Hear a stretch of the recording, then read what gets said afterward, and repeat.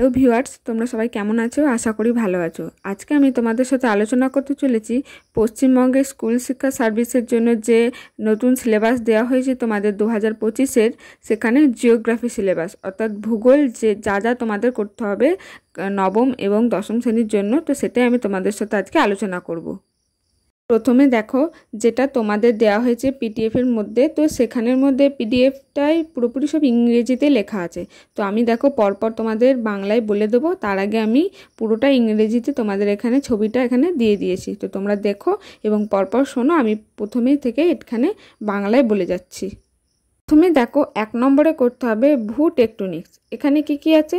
পৃথিবীর ভূত্বক গঠন এবং স্তরবিন্যাস, শিলার উৎস, প্রকার এবং বৈশিষ্ট্য, ভাঁজ এবং ত্রুটির প্রকার ও ভূমিরূপ, তারপর পর্বত নির্মাণ এবং প্লেট টেকটোনিক্স, ভূমিকম্পের কারণ এবং প্রভাব, আর সর্বশেষ হচ্ছে আগ্নেয়গিরি। তো এটা হচ্ছে 1 নম্বর টপিকের সাব টপিক। নম্বরে দেখো আছে ভূরূপবিদ্যা। এখানে আছে আবহাওয়া, গণক্ষয়, ভূমিরূপ এবং প্রক্রিয়ার, যেমন নল, তারপর হিমাবাহ, বাতাস, কাস্ট এবং সামুদ্রিক ক্ষয়ের স্বাভাবিক চক্র এবং পুনরুজ্জীবন। 3 নম্বর দেখো সমুদ্রবিদ্যা। এখানে মহাদেশীয় মহাসাগর স্রোত, তাদের ঢাল, তারপর তলদেশের ভূসংস্থান, মহাসাগরের সম্পদ, লবণাক্ত এবং এদের তাপমাত্রা। 4 নম্বরে দেখো জলবায়ুবিদ্যা। এখানে কি আছে? বায়ুমণ্ডলের গঠন, জলবায়ুর উপাদান এবং এর কারণ, সূর্যালোক, তাপবলয়, চাপবলয়, গ্রহীয় বায়ু ব্যবস্থা এবং ঘূর্ণিঝড় এবং মৌসুমী বায়ু। 5 নম্বর দেখো জৈব ভূগোল। এখানে কি? মাটি গঠনের কারণ এবং প্রক্রিয়া, মাটির প্রোফাইল, ভৌত এবং রাসায়নিক বৈশিষ্ট্য, বিশ্ব মৃত্তিকা গোষ্ঠী, জোনাল, অ্যাজোনাল এবং আত্মজোনাল, মাটির ক্ষয় এবং সংরক্ষণ, উদ্ভিদ বৃদ্ধির কারণ, প্রধান ধরনের প্রাকৃতিক উদ্ভিদ এবং সর্বশেষ হচ্ছে বন সংরক্ষণ। তো এটা হচ্ছে তোমাদের 5 নম্বর টপিকে এতগুলো টপিক তোমাদের করতে হবে।